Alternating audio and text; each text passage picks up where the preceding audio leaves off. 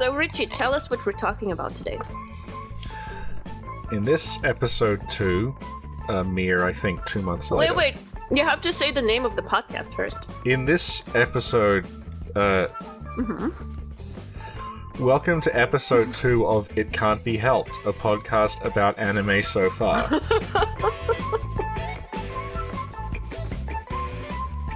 In this episode, we're going to talk about the classic cyberpunk series, City Oedo 808. I wouldn't be surprised if he doesn't take this contraption of yours, smash it into 1,000 pieces, and stuff them up your ass.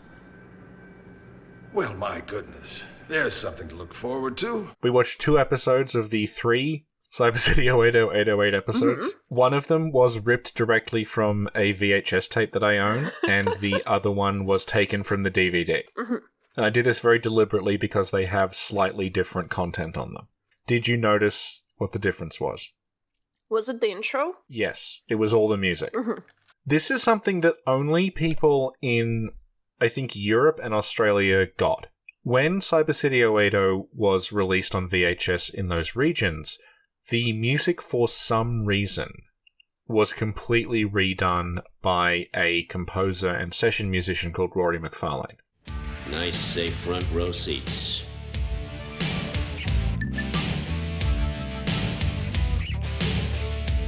And what happened was, when it was re-released on DVD, they reinserted the Japanese music back into it. Nice, safe front row seats.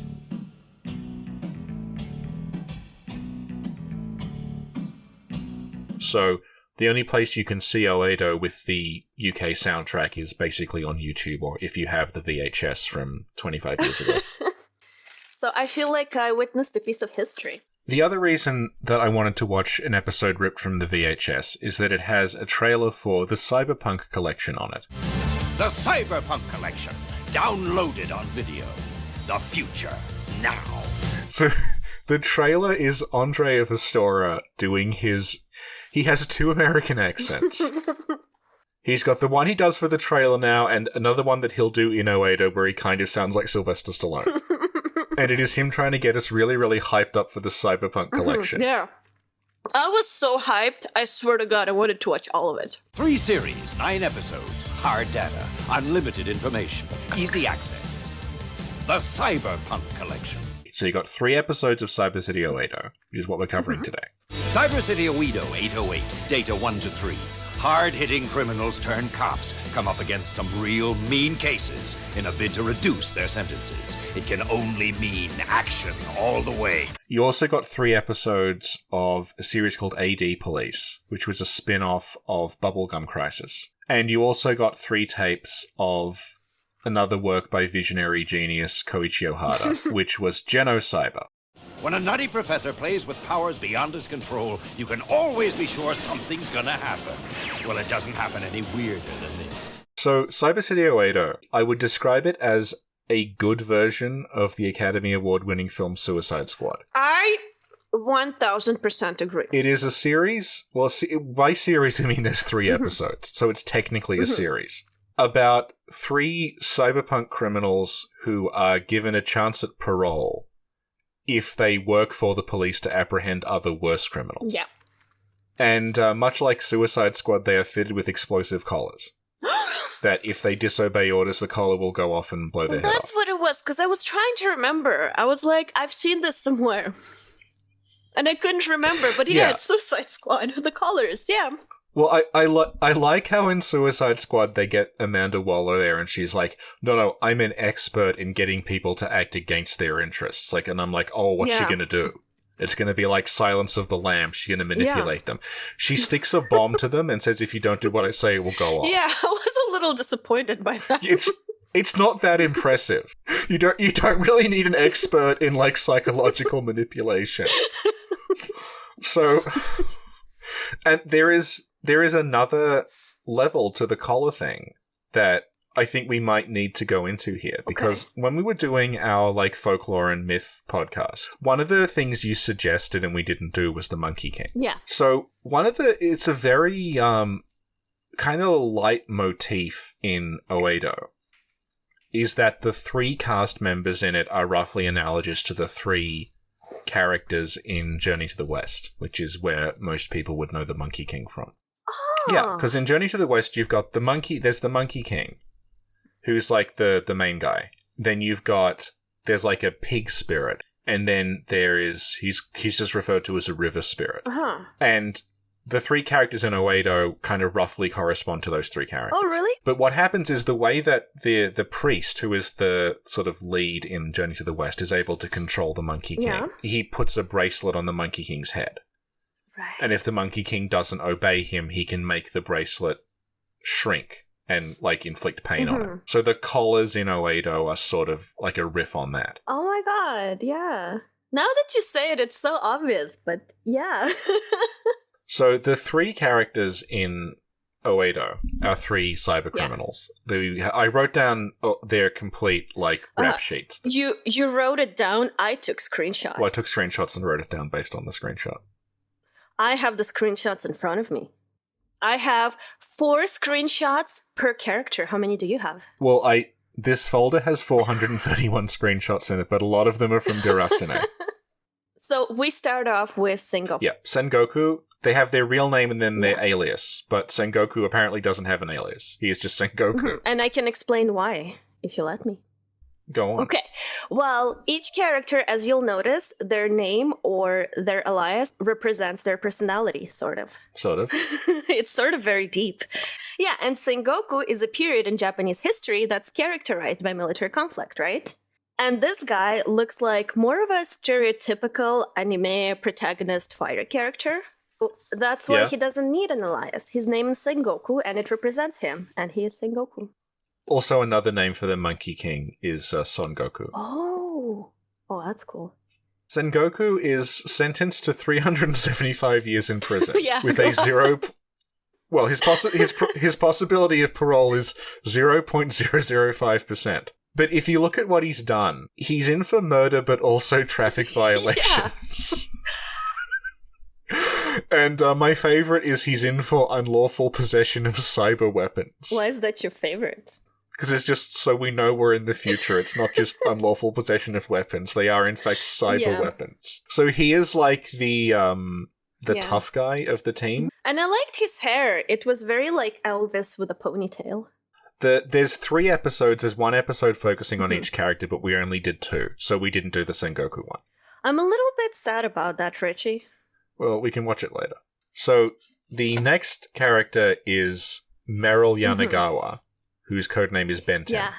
And do you know what Benton actually is? What is Benton? Well, I Googled it, and Google told me that Benton is the Buddhist patron goddess of literature and music, of wealth and of femininity, which makes sense because Meryl is very, like, androgynous and dreamy.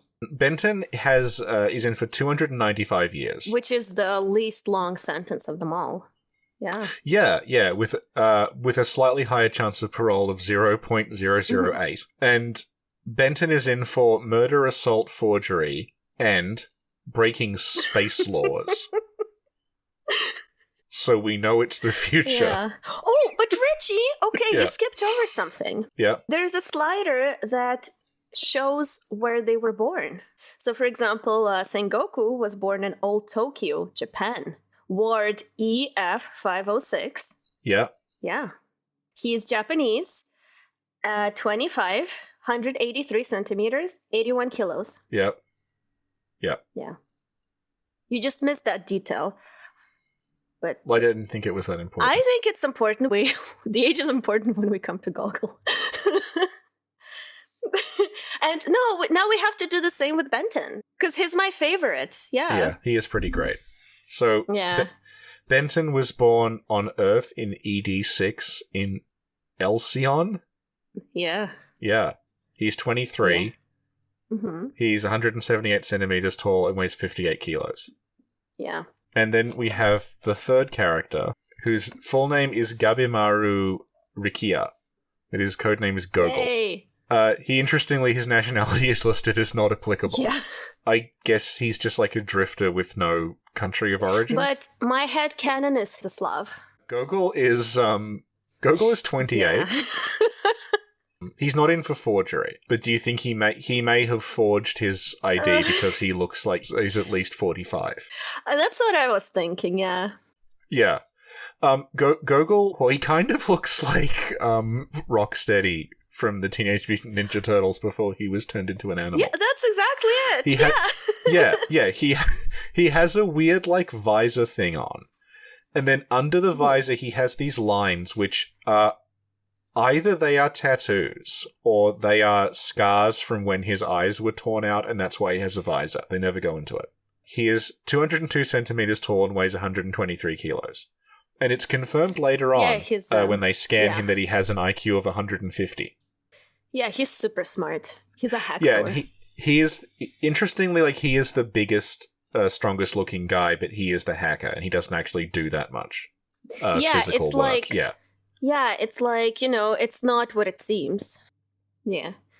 And he was sentenced to 310 years, but the possibility of parole is 0.013, which is, I think, the highest possibility of them all. Yeah, he could be a free man. And he is in for murder, assault, and breaking city bylaws. So he doesn't even have, like, cybercrime. He's just broken some random city bylaws. You know what? I think it's because he never got caught for the cyber crime. Oh yeah, he's too good. Yeah. We watched episode 2 and episode 3. So this is episode 2 we'll start with. That is about Gogol. Yeah. Gogol is voiced by Andrea Vestora again. And this is one of his 2 American accents. This is the one that sounds kind of like Sylvester Stallone. Look, don't worry about it. I realize it's none of your fault. Those bastards are just using you in the same way Hasagawa uses me. The plot of episode 2 is that there has been a hack of some kind of military database and some data was stolen. And the data is then sold for, it says 50 million. It doesn't specify 50 million what. Space dollars. 50 million yen probably isn't that much.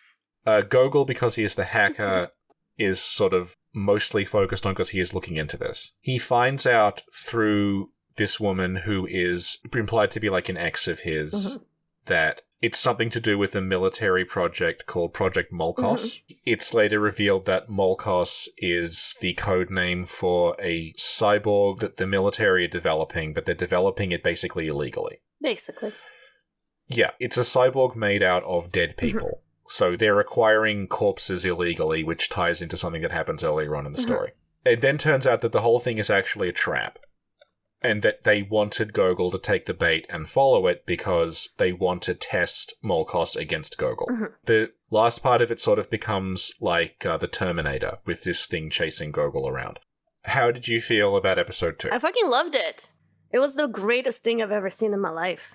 Really? It was like, I like anime, and I like science stuff, and I like action stuff, and I like bad science stuff and bad action stuff, and sometimes I can't tell the difference. So but I really liked it because it had a lot of like action, it had a lot of humor, and it had a lot of unintentional humor. And it had intentional and unintentional humor. Yeah, and it was perfect. Which is a hallmark of Cyber City Oedo. Yeah, exactly. Yeah, what did you think of it? I liked the incredibly forced attempts at being badass in the dialogue. I didn't notice any forced attempts. But it all came naturally to you. Yeah.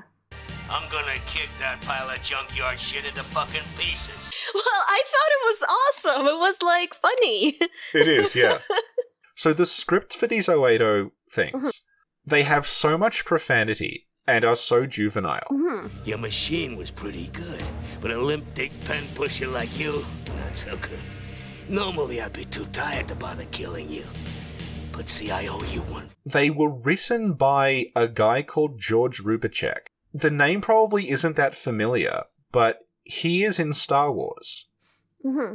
He is the, like, second-in-command guy when Darth Vader breaks onto the ship at the beginning, who tells him, like, we couldn't find the Death Star plans, they're in the escape pod. The battle station plans are not aboard this ship, and no transmissions were made.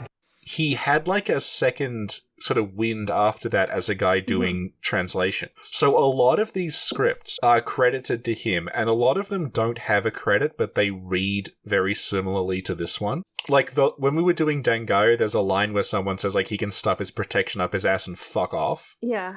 That's so Oedo. There were a couple of things like that There's a real focus on people stuffing things up their Yeah. asses in this script Yeah. that I'm pretty sure he also wrote Dengayo. It's just because there's no credit. Well, there's one line in specific. There's one line specifically, and I'll tell you, that made me go, "Oh my god, this is so Dengayo," and I'll tell you what it is right now. Or actually, we could get there. Why don't I tell you all of my favorite lines? Because I have a few. Okay, good. Okay, so the part that you didn't mention was that Sengoku, in the beginning of the anime, was investigating a scene of a crime where a criminal was like exploded into bits. Yep. And he found like a footprint on the scene, and he has a robot that looks like a giant near automata version of the robot, like a little box or whatever. Yeah, he has. It's called Varsas. Yeah. It follows them around, and it's like a combination sort of mobile crime lab and means for the chief of police to contact them. Yeah, I love that little robot. Yeah. It reminds me of like Claptrap and the Thing from Nier put together. It's so adorable. awesome. And so the robot tells Sengoku, like, oh yeah, this footprint could be something that can be found like in a military facility or something. And so Sengoku decides to go investigate the military facility by like swimming to it and getting through the water basement or whatever. But before he does that, as he's about to go for his swim, the robot is like, I can't approve of what you're doing. Like, I must ask you to stop. Yeah. And then Sengoku is like, look, just fuck off, will you? If I do not take appropriate action, I'm an accessory to a crime. I must ask you to desist. Look, just fuck off, will you? And it's so beautiful. And that's how you talk to machines in real life. Yeah. Like, if your computer crashes, you just, like, thump it, like, fuck off! Yeah, like, sometimes, a program pops up on my computer, and I guess off-air, you heard me say, like, not now, go away. So this is, like... Yeah. I identify a lot with what's going on there, and I really like it. And then after that, the robot gives a speech about how telling a robot to fuck off doesn't work because robots can't fuck. Yeah, it's like... But the thing is, right? Yeah. This is part of the cyberpunk collection. Yeah. So if he had seen AD Police, he would know that robots fuck constantly. Oh, really? So later, when Sengoku gets to the military facility, like he's stuck in a place and he's sort of locked in because the doors kind of shut around him. But surprisingly, Benton is already there, right? Yeah, and Benton is like, oh, I'm also investigating this thing, but like the doors only open in like 6 hours, so we're stuck in this like underwater basement or whatever. And Benton is like, why don't you help me set up these like mines around in case we need them? And Sengoku's like, Fuck that. You can do it yourself. I'm gonna take a nap. Yeah. I identify with it because sometimes somebody asks you to do something, like to do chores or whatever, and you just want to be like, fuck that, I'll just take a nap. Yeah, like I am completely 100% on his level. Yeah, and they're remarkably casual for people with collars with like enormous LED countdowns. Yeah. That if they hit 0, their heads will explode. Yeah. Well, I have more quotes I'd like to tell you about. Okay, more quotes. Okay. Yep. Oh yeah, so at some point, well, we didn't say it, but the guy who controls the 3 criminals, the 3 now cyberpunk police guys. Yeah, Hasegawa. Yeah. He's like their boss, and he's very, like, there's a duality to him where he's sort of rooting for them, but also every time he needs something done, he's like, well, I'm setting the timer off. Your head will explode in an hour if you don't do it. It's, Yeah, this episode's good because it's about the head of the cyber police squaring off with this military general. Exactly. Yeah, and they are both opposed to each other, but they're also both completely corrupt. Yeah. Yeah. So it's like there is sort of no good outcome in this. No. Like, both institutions are terrible and irredeemable. And, like, what the military are doing is effectively just what the police were doing. Yeah. Where they're just, like, making these sort of, like, things that can go outside of the law.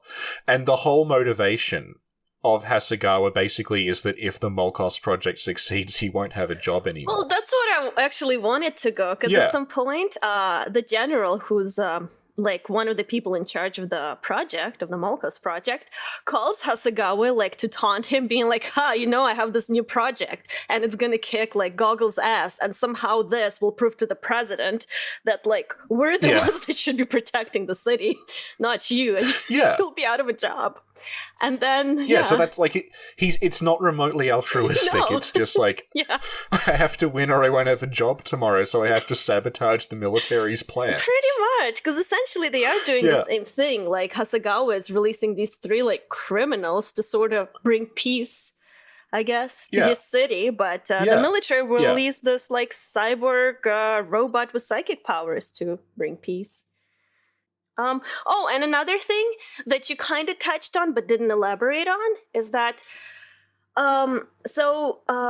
the hacker that, you know... Gogol's like ex. Yeah, Gogol's ex, her name is Sarah, and she's the one that sort of brings this information to him that there's a secret project going on and sort of leads him on the path to meet the secret project because, like, the military is actually blackmailing her to do it. Yeah. And so they're sort of like the military is chasing them at some point, and like there's a helicopter above them, and so before she shoots down the helicopter, she's like, "Eat this, Dick Splash."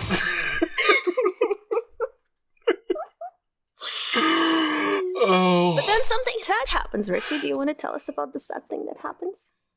Is it about Sarah dying? Yeah. Yeah, she does a heroic attempt to ram someone with a truck. Yeah. Well, actually, she tries to ram Maltose, and he uses his psychic powers. Yes. Yeah. And so, you know, as she's like, she's in the truck, and then the truck like veers off the bridge into the river. So she's like drowning and dying in the truck. And so Gogol like jumps into the river and swims to her, tries to save her, but he can't. He's too late, and it's just like so sad. Yeah. And so he finally manages to get her out, but obviously she's dead. So he's like carrying her in his arms, right? Yeah. And he gets intercepted by one of the generals who's part of the whole Maltose project. Yep.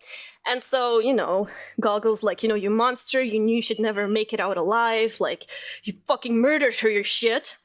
And then the general is like, "I'm surprised you care about her, particularly after she stitched you up. Still, there are plenty more fish in the sea, so don't distress yourself too much. Anyway, enough about women. And then it just cuts to the next scene. And that reminded me so much of that thing where it's like, I know I'm sick and I like torturing girls, but everybody needs a hobby. Yeah, okay, let's talk about Maltose. So, Maltose is a cyborg that the military are building illegally. Mm-hmm. And what's illegal about it is that they are using human remains in it, and the human remains have been acquired through, like, the black market. Yeah.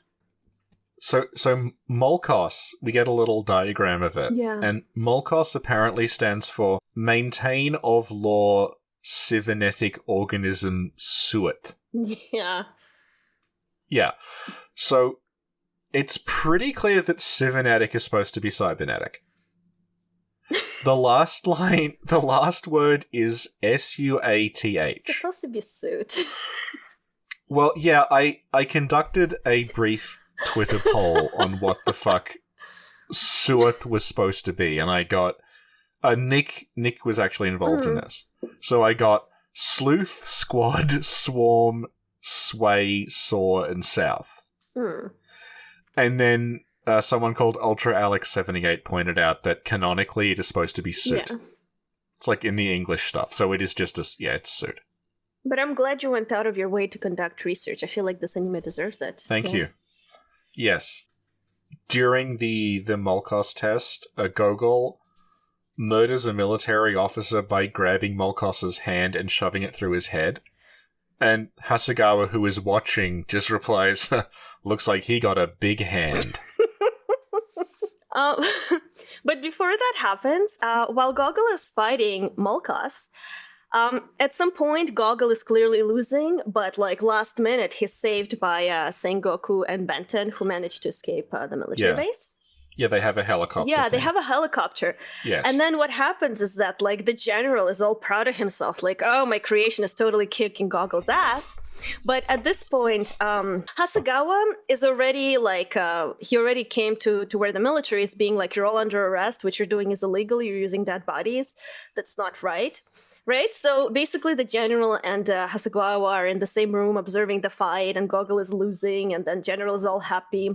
And then Hasegawa is like, don't give up, Goggle, you know, you can beat Maltose. And then Goggle's friends, Sengoku and Benton, they're clearly concerned because Goggle is like half dead, and they're like, are you sure you should be doing this? Are you sure you want to go back and fight that monstrosity? It is inadvisable. I estimate your fighting ability has been reduced by 65 to 70%. You should reconsider your decision. I know what I'm doing. Now shut the fuck up, all of you. And I love this moment because I had flashbacks to all the moments in life when people undermined me, and I had to be like, I know what I'm doing. Shut the fuck up, all of you. And so I really loved Gogol in that moment. It was awesome. I'm like, yeah, go, Gogol. You show him. Don't let anyone tell you what to do.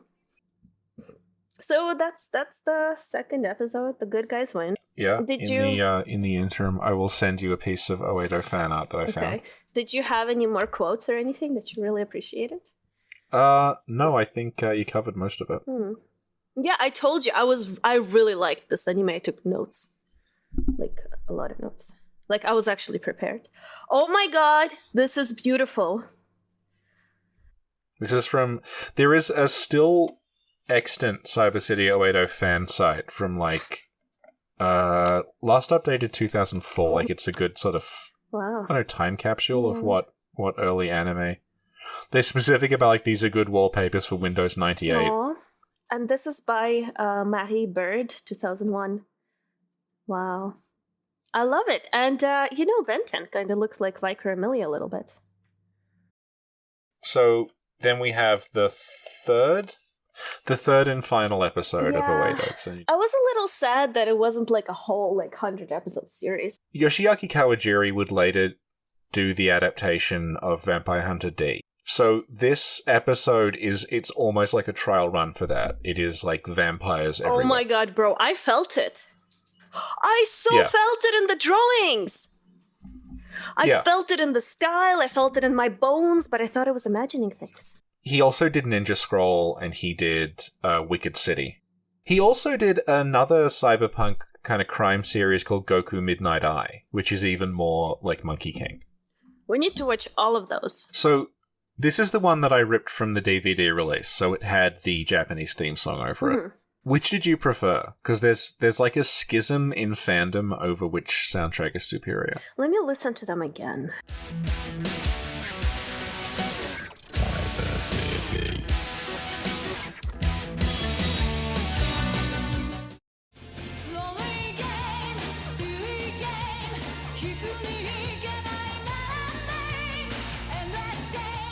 But I like that it's actually two different soundtracks. It gives two different feels to the intro.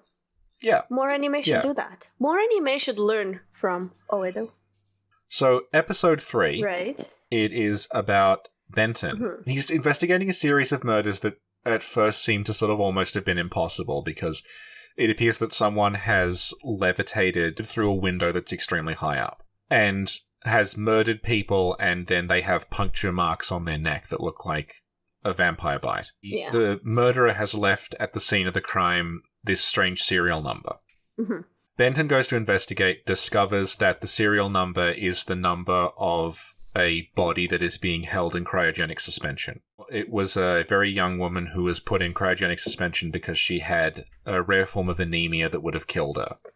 So her parents froze her about 300 years ago, so she's been in suspended animation for 300 years. Discovers that she was revived because she became the test subject for a virus that was going to make people immortal. Yeah. Not people, one specific person. Well, one specific person. She's used as a guinea pig in an experiment by a guy who wants to cheat death using a virus. She does successfully become immortal, but she also needs to constantly take in blood. So she effectively becomes a vampire. She then decides to go and get basically revenge on the guy who made her that way Benton follows her there. There's a confrontation in the guys. He has a... It's like... Wait, it's... Oedo does this. It does it in the first episode as well. It has buildings called space scrapers. That are skyscrapers that go through the upper atmosphere, and the top is just like you can see into space and the clouds are beneath you. He lives at the very top of one of those. The virus having been perfected, he injects it into himself and becomes this like superpowered vampire guy. And Benton and he have a fight. Benton eventually overcomes him, and the girl realizes like she cannot die, so he puts her back into cryostasis and he shoots her capsule out into space like the end of Star Trek 2. Yeah, but I gotta correct you on a couple of things. Okay. One thing you forgot to mention is that the virus also gave the girl psychic powers. That's how she was able to levitate. Yes. Yeah. In the beginning. And another thing, you said that she can't die, so Benton puts her in a cryogenic chamber. She asks for him to do that. She's like, I can't die, and this is annoying. Please, like, kill me somehow. Yeah. And he's like... I can't die, this is annoying. Yeah. And he puts her in a cryogenic chamber where she can sleep forever and, like, sends her off to space. It's very, like, sad and romantic at the same time. You made it sound like he's like, I'm gonna kill you. No, that's not how it happened. He also found petals when he went to investigate. When he went to investigate the first time, he also found petals, rose petals, in her cryogenic chamber because she really likes roses or something. And so as he sends her off into space, I think he puts some petals in her thing. Yeah. Because she's from 300 years in the past. She talks about how they go to this like ruined area that's like partially submerged, and she says that in the past I would come here and there was a rose garden. Yeah. So when she's frozen, her parents specifically leave rose petals in her little capsule. Yeah. And it becomes a motif throughout it, that like at the very start you see Benton standing in rose petals. Yeah. Yeah. I feel like Benton should have gotten his own series. Yeah, Benton voiced by Soler. Yeah. We forgot to mention that. Yeah. So Benton is voiced by Daniel Flynn, who is Soler and also Alfred. Yeah. And he is doing an American accent most of the time. Mm-hmm. It does slip up noticeably a few times. Well, no, it's just part of his persona. That's what's like. Because you can't, pin down his personality, and you can't pin down his accent. And he's all mysterious. Yeah. He is mysterious. Yeah. I really like in the beginning of the second episode where he fights the black market guy in the beginning. He wants the bad guy to tell him where the bad guy got the body parts. So he's like, perhaps you'd like to tell me who you're supplying this shit to, or else I cut your head off. It's like everything he says is so like alluring and firm at the same time. It's impressive. Yeah. Yeah. And everything is a little bit seductive as well. It's like, yeah. Well, now we get a whole episode just about him. I was so happy. Yeah. It's just about him posing dramatically while like blossoms fall and his hair sways in the wind. And I love that because I love, I guess particle effects or whatever, but specifically where it's like leaves or rose petals or stuff like that, So the opening scene of that, I was like, oh my god, I live for this. And it reminded me of like other anime, like in the moment, like for example, Revolutionary Girl Utena, which I also love. Yeah. So it was like, I appreciated that. One thing I really liked about this is that as soon as Benton sees that someone has levitated up to someone's room, smashed the window, and then left them drained of blood with bite marks, he's like, well, it's obviously a vampire, and then just gets on with it. Yeah. Because I feel like in another show, there would be like this mad character telling everyone it was a vampire, and they just keep like, no, it's not. And you'd have to sit through the detectives trying to figure out, well, what could possibly have done this? Yeah, he doesn't, I love it, he doesn't care. And the way he says it, it's also like, oh, well, it's the third one this week. Consequently, it's a vampire. I love it. Yeah, and then that leads to the classic line. Hey, Benton, don't crap your pants if you see a vampire out there. Get lost. You wouldn't recognize a goddamn vampire if one jumped up and bit you on the end of your fucking dick. I love it so much. This needs to be like the quote of the century. It's just so perfect. There's another great one when Sengoku and the robot are looking at the number that's left behind. Yeah. And the robot says, there's a possibility this is some kind of serial number. And then Son Goku just goes, That's not much fucking use, is it, dickhead? There's also there's a montage where Benton is going around and like asking people for information about the murders, and at this point, the limitation of the very small cast becomes quite obvious because suddenly they need to add like 8 other characters to it, but the voice actors sort of can't quite do it. So you just hear like very slightly different versions of Andrea Pistorius Sylvester Stallone voice saying like, I don't know nothing.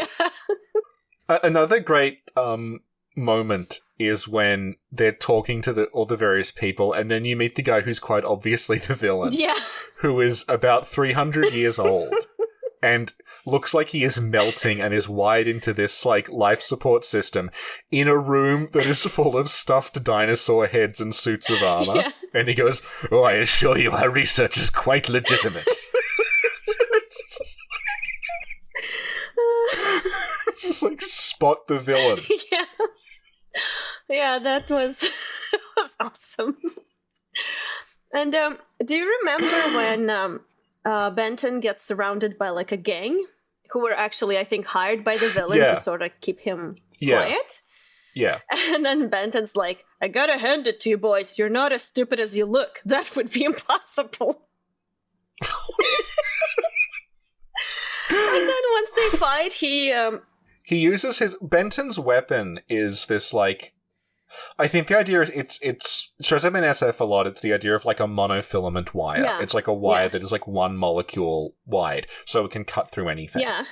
So what he does is he just unfurls this thing, and then it just whips around, and then when it whips back again, like everything it touched falls in half. So there's lots of scenes where like it's technically an action scene, but it's basically the action scene starts and then everyone's hands fall off. Yeah, it's really cool.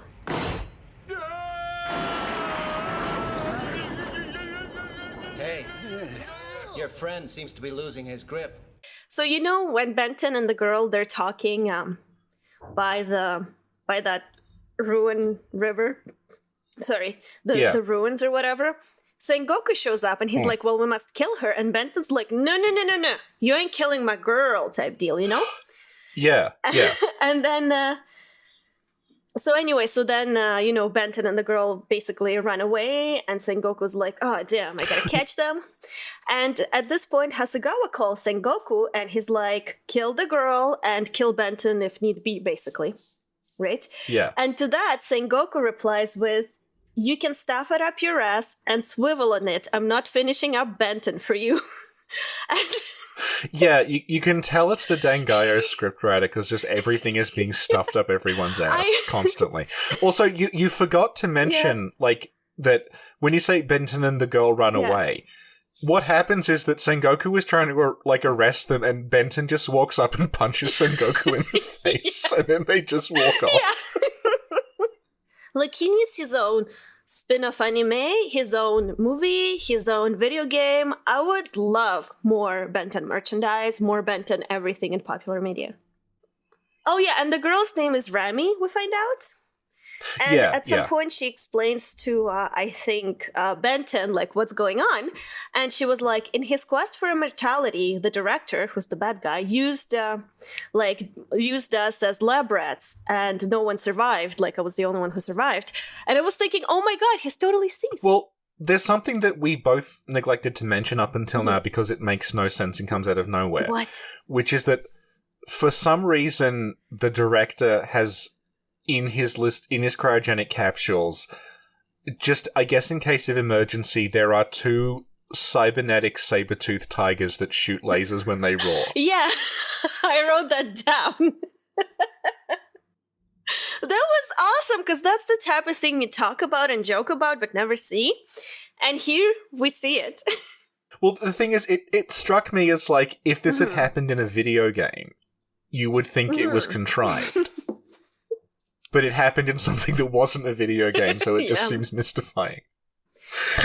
The director is like, you don't really see much of him, but they do a good job with the design of everything to make everything feel ancient, because he's like, he's surrounded by like dinosaur skeletons and like animals that are extinct and mounted on his walls, and he's got he has suits. There's suits of armor. Like he's in a space. Like he's at the top of this building that goes through the atmosphere. So he's literally in space, and you can see the moon out the window. Mm-hmm. But also, it's done up like a gothic castle. It has these like suits of armor everywhere, and the pillars look like they're made of stone. Mm-hmm. Yeah. Yeah. As Benton is about to like fight the director, I am arresting you for a whole host of shit I can't be bothered to list. You have the right to remain silent and so on. what the trio knew is that they'd have to kill the girl because she's a vampire. So Gogol made this like thing that you can drive through a vampire's heart to kill him. Yeah, it's he hacks into the database with all the medical information in it, and he finds like basically the antivirus, and he gives it to Benton. Yeah. So what was interesting is that was designed to sort of kill the girl, but using that, Benton actually killed the director after he turned into the super powerful vampire. Okay, does this episode remind you of anything Miller may have done? Well, of course, the classic film Ultraviolet. Of course! Yeah. Yes. I was thinking about it the entire time. Yeah, tragically underrated film Ultraviolet. Mm-hmm. Which had its own anime spin-off that almost no one knows about. Which we will discuss. We will almost have to do... It's like 12 episodes long. I don't know if you want to do the whole thing. It's worth it. If it's based on something Milla was in, it's worth it. I don't think she's in the anime, I said though. It's based on something Milla was in. Okay. Richie, listen to me when I speak. Yeah. So yeah, that is the end of Oedo. There's only 3 episodes. Yeah, and I'm really disappointed you didn't send me the first one. Well, I didn't think we'd have time to watch all 3. Okay, go on YouTube, type Cyber City Oedo, it will be there. Oh, really? Yeah. Yeah, Richie, you know what just happened? I typed in Cyber City Oedo into YouTube, episode 1, and I found the episode 1, and then I scrolled down, and do you know what I saw? Something I didn't really watch, but like caught glimpses of here and there at some point in the end of 90s. I will show you a screenshot. And I haven't even remembered that this existed for like a good couple of decades. Lex! What a pleasant surprise!